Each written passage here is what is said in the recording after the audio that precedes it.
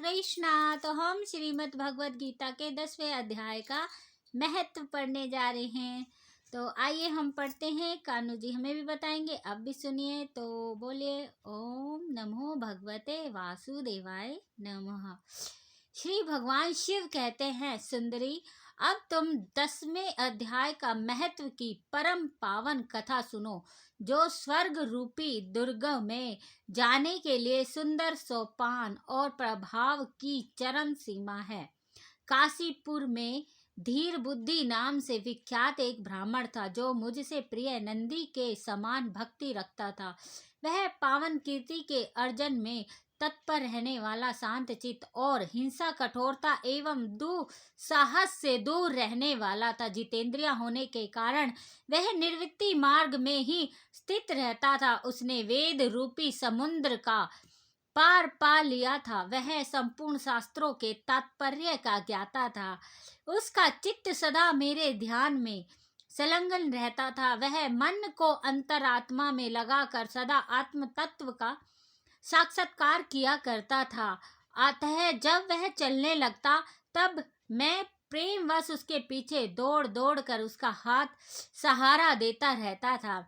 यह देख मेरे पार्षद भृंगटी रिटेन पूछा, भगवान इस प्रकार भला किसने आपका दर्शन किया होगा? इस महात्मा ने कौन सा तप, होम और जप और भृगी भृडगी री टीका का? यह प्रश्न सुनकर मैंने इस प्रकार उत्तर देना आरंभ किया। एक समय की बात है, कैलाश पर्वत के पार्श्वभाग में पुनाग वन के भीतर चंद्रमा की अमृतमय किरणों से ढली हुई भूमि में एक वेदिका आश्रय लेकर बैठा हुआ था।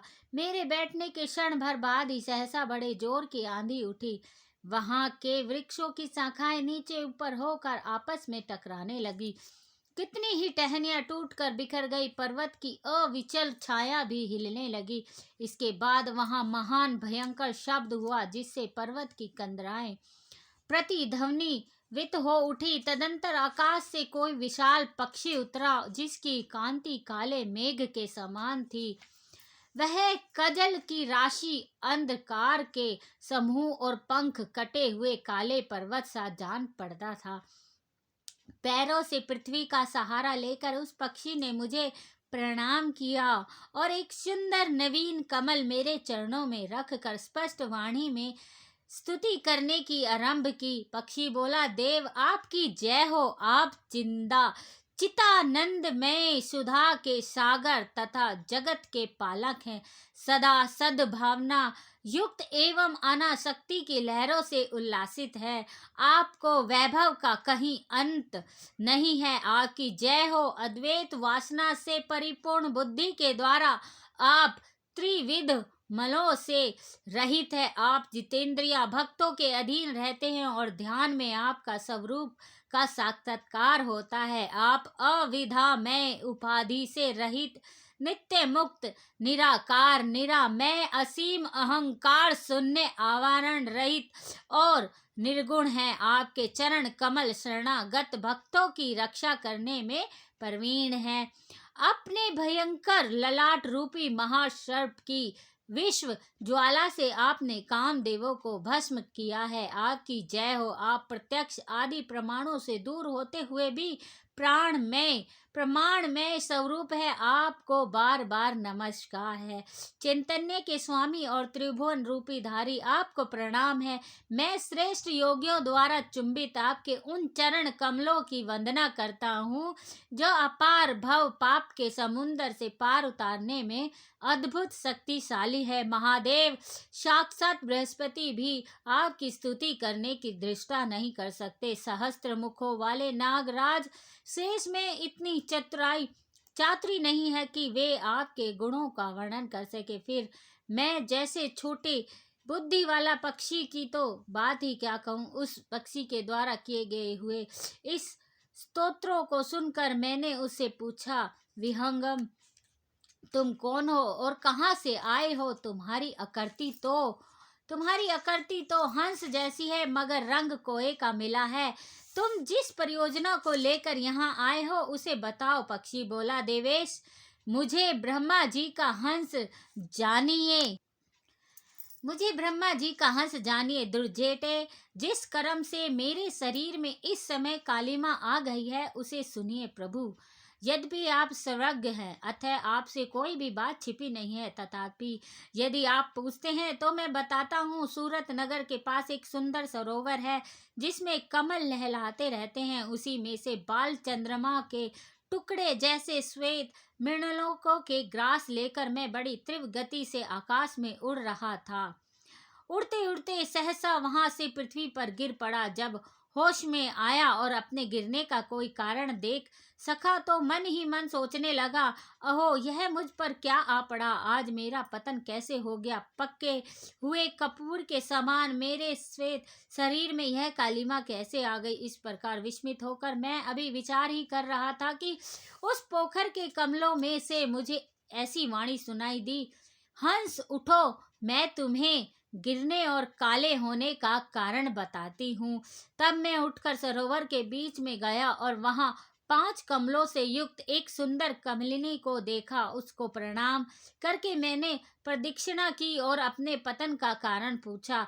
कमलिनी बोली, कल हंस तुम आकाश मार्ग से मुझे लाग कर गए हो, उसी पात के परिणामवश तुम्हें पृथ्वी पर गिरना पड़ा है तथा उसी के कारण तुम्हारे शरीर में कालीमा दिखाई देती है। तुम्हें गिरा देखा देख मेरे हृदय में दया भर आई है, और जब मैं इस मध्यम कमल के द्वारा बोलने लगी हूँ उस समय मेरे मुख से निकली हुई सुगंध को सूंघकर 60,000 भंवरे स्वर्ग लोकों को प्राप्त हो गए। पक्षी राज, जिस कारण मुझ में इतना वैभव ऐसा प्रभाव आया है उसे मैं बताती हूँ, सुनो।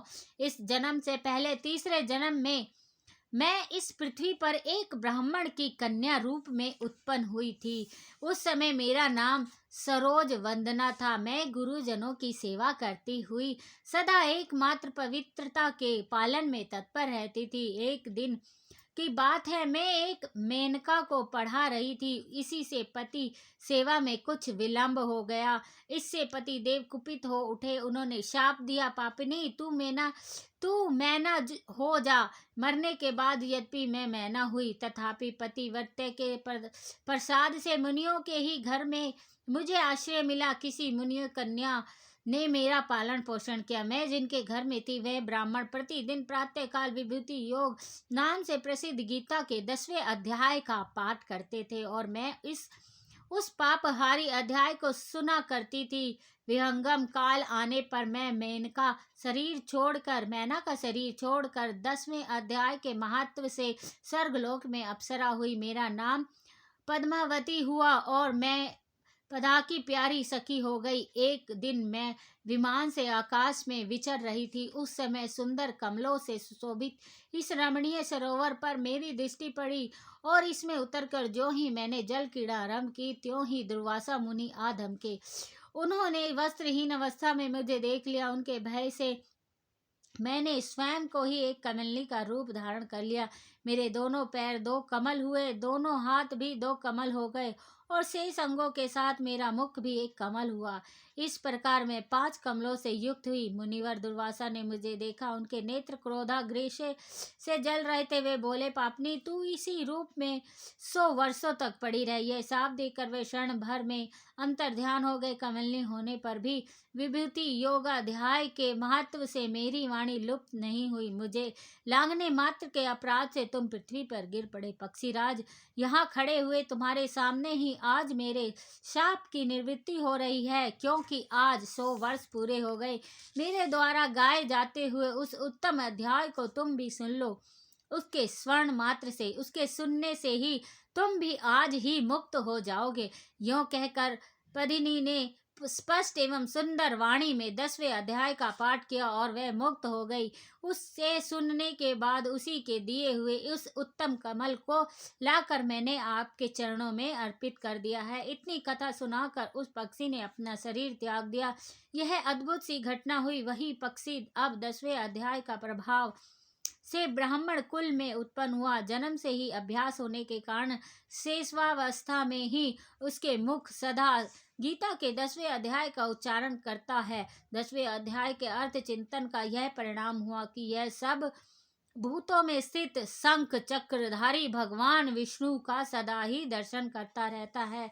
इसकी स्नेहपूर्ण दृष्टि जब कभी किसी देहधारी के शरीर पर पड़ जाती है, तब वह चाहे शराबी हो, ब्रह्म हत्यारा ही क्यों ना हो, मुक्त हो जाता है तथा पूर्व जन्म में अभ्यास किए हुए 10वें अध्याय का महत्व, इसको दुर्लभ तत्व ज्ञान प्राप्त है तथा इसने जीवन मुक्ति भी पा ली है। अतः जब यह रास्ता चलने लगता है, तब मैं इसे हाथ का सहारा दिए रहता हूँ।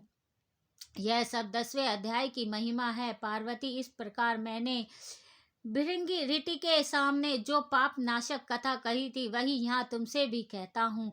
नर हो या नारी अथवा कोई भी क्यों ना हो, इस 10वें अध्याय का श्रवण या सुनने मात्र से उसे सब आश्रमों के पालन का फल प्राप्त होता है। जय श्री हरि कृष्णा, राधे कृष्णा।